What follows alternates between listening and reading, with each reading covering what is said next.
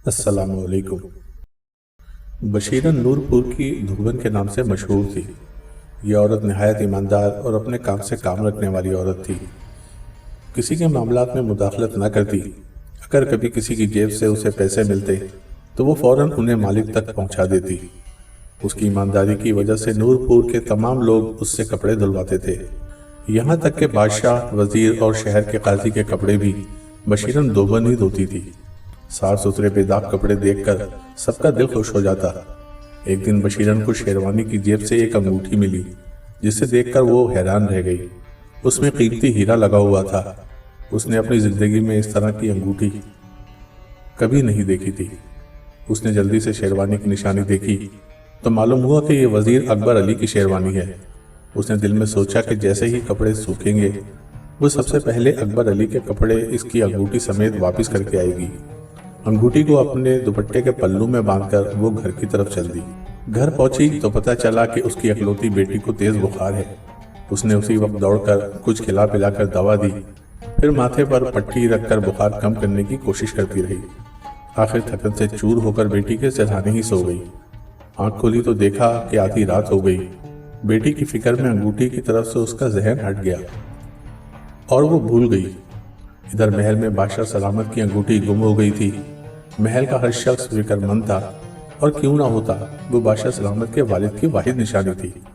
बादशाह ने महल का कोना कोना छान लिया लेकिन अंगूठी ना मिली। वजीर अकबर अली भी दूसरे खादिमों की तरह चेहरे पर फिक्रमंदी सजाए अंगूठी की तलाश में मसरूफ था। इधर बशीरन धोबन अपनी बच्ची की तबीयत की वजह से बेहद फिक्रमंद थी। इस परेशानी में वो कपड़े धोने भी ना गई। 3 दिन की तलाश के बाद बादशाह ने ऐलान करवाया कि जिसको भी वो अंगूठी मिले या ढूंढ कर लाए उसे 1000 सोने की अशरफियां दी जाएंगी। ये ऐलान सुनते ही नूरपुर का हर शख्स अंगूठी ढूंढने की कोशिश करने लगा। लाओ बेगम, मेरी शेरवानी जो मैं 3 दिन पहले दरबार में पहन कर गया था। वजीर अकबर अली किसी ख्याल से खुश होते हुए बोला, वो तो मैंने कमरे की खूंटी पर लटका दी थी। वजीर की बेगम ये कहकर शेरवानी लेने चल दी। अरे यहाँ से शेरवानी कहाँ गई? वजीर की बेगम की चीख ही निकल गई। वजीर अकबर अली दौड़ता हुआ आया। ये क्या कर दिया? शेरवानी कहाँ गुम कर दी? अकबर अली के चेहरे पर हवाइयाँ उड़ रही थीं। इसी दौरान वजीर की बहन भी आ गई और वजीर अकबर अली से बोली, भाई वो तो मैंने धोबन को परसों ही दे दी थी। ये सुनकर अकबर अली की आवाज़ हलक में घुट गई, क्योंकि बादशाह की अंगूठी चुराने का माजरा उसके अलावा सिर्फ उसकी बीवी को मालूम था और चूंकि बहन इस बात से बेखबर थी लिहाजा उसने ना बताने में ही आफियत जानी। बहन के जाते ही अकबर गुस्से और परेशानी से हाथ मलने लगा, क्योंकि वो जानता था कि नूरपुर की धोबन बहुत ईमानदार है।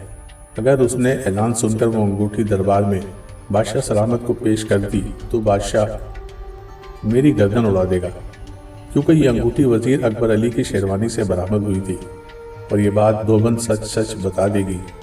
अकबर अली जानता था कि बादशाह सलामत की अंगूठी उनके वालिद की निशानी है और ये इन्हें जान से भी ज़्यादा अजीज़ है। लिहाजा उसे पाने के लिए बादशाह बड़े से बड़ा इनाम देने से गुरेज नहीं करेंगे। इनाम की लालच में और बादशाह की नज़रों में सरखुरू होने के लिए अकबर अली ने यह अंगूठी चुराई थी। उसे नहीं मालूम था कि मामला इस तरह गड़बड़ हो जाएगा। पूरी रात वजीर अकबर अली मुख्तलिफ मंसूबे बनाता रहा। आखिर एक मंसूबा उसे बेहतर लगा कि धोबन को झूठा साबित करके उस पर चोरी का इल्ज़ाम लगाया जाए तो वो यकीनन बच जाएगा। ये सोचकर वो इत्मीनान से सोने के लिए लेट गया। बशीरन धोबन की बेटी की तबीयत ज़्यादा ख़राब हुई तो वो सुबह होते ही उसे हकीम के पास लेकर गई। अरे जिसे बादशाह की अंगूठी मिल जाएगी उसके तो भागी जाग जाएंगे। न जाने नूरपुर का वो कौन खुशकिस्मत इंसान होगा। करीब बैठी औरतों की गुफ्तगू सुनकर धोबन चौंक गई और उसे वजीर अकबर अली की वो अंगूठी याद आ गई। इन्हीं औरतों से धोबन को बादशाह की अंगूठी की सारी बात पता चल गई। दवा लेने के बाद जल्दी जल्दी घर पहुंची। दुपट्टे का आंचल खोलकर अंगूठी देखी और वजीर अकबर अली की इस हरकत को समझते हुए अफसोस करने लगी। वजीर अकबर अली ने अपने मंसूबे को अमली जामा पहनाने के लिए सबसे पहले अपनी बहन को दूसरे गांव भिजवा दिया ताकि वो इसका राज न जान सके। इधर धोबन सीधी बादशाह सलामत के दरबार पहुंची, क्योंकि वो जानती थी कि वजीर अकबर अली इस वक्त दरबार में होगा। बादशाह सलामत बशीरन धोबन दरबार में आने की इजाज़त चाहती है। खादिम खास ने आकर बादशाह सलामत से इजाज़त चाहिए। दरबार में धोबन का नाम सुनकर वजीर चौंक गया। اجازت ہے۔ بادشاہ سلامت نے دھوبن کو دربار میں پیش کرنے کی اجازت دی۔ کہو بشیرن کیا بات ہے؟ بادشاہ سلامت نے دھوبن کو دربار میں مخاطب کیا۔ علی جاں، گستاخی معاف، میں آپ سے نہیں، وزیر اکبر علی سے ملنے آئی ہوں، ان کی ایک امانت لوٹانی ہے۔ دھوبن نے نہایت عاجزانہ انداز میں کہا، اگر آپ کی اجازت ہو تو میں ان کی یہ شیروانی اور یہ انگوٹھی واپس کرنا چاہوں گی جو ان کی شیروانی کی جیب سے نکلی تھی۔ دھوبن نے دونوں چیزیں بادشاہ سلامت کے آگے کر دی۔ بادشاہ اپنی انگوٹھی دھوبن کے ہاتھ میں دیکھ کر اٹھ کھڑا ہوا۔ ادھر وزیر اکبر علی کے پسینے چھوٹ گئے۔ یہ میری انگوٹھی نہیں، یہ تو بادشاہ سلامت کی ہے، تمہارے پاس کہاں سے آئی؟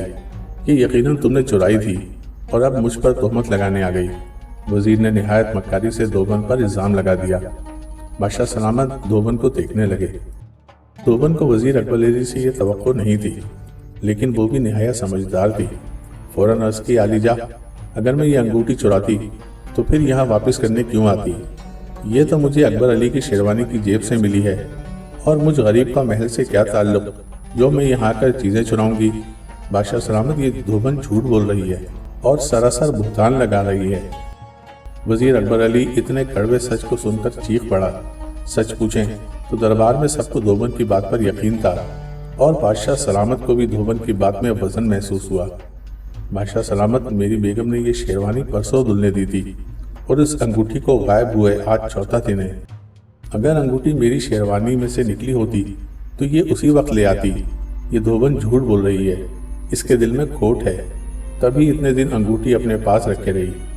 دھوبن نے اپنی بیٹی کی طبیعت کی ساری رودات بادشاہ سلامت کو سنا دی، اور ساتھ ساتھ یہ بھی وضاحت کر دی کہ شیروانی وزیر کی بیگم نے نہیں بلکہ اس کی بہن نے دھلنے کو دی تھی۔ دھوبن کی بات کو سچا ثابت کرنے کے لیے وزیر کی بہن اور اس طبیب کو دربار میں بلوایا گیا۔ طبیب تو حاضر ہو گیا، مگر وزیر کی بہن حاضر نہ ہوئی۔ طبیب نے دھوبن کی بیٹی کی طبیعت ناسازی کے بارے میں بادشاہ کو سچی گواہی دی۔ ادھر وزیر کی بہن کو شاہی خادموں کے ذریعے دربار میں بلایا گیا۔ چونکہ بہن اپنے بھائی وزیر اکبر علی کی سیاری سے واقف نہ تھی، لہذا اس نے بھی دھوبن کے حق میں سچی گواہی دی۔ یوں اکبر علی کے جھوٹ اور چوری کا پھول کھل گیا۔ بادشاہ نے وزیر اکبر علی کو عہدے سے برطرف کر کے 10 سال قید بامشقت کی سزا سنائی، اور دھوبن کو 1000 سونے کی اشرفیوں کے ساتھ ساتھ اس کی ایمانداری پر ماہانہ وظیفہ مقرر کرتے ہوئے مزید انعام و اکرام سے نوازا۔ دوستو، اگر آپ کو ویڈیوز پسند آتی ہیں تو لائک، شیئر اور سبسکرائب کریں۔ بہت شکریہ۔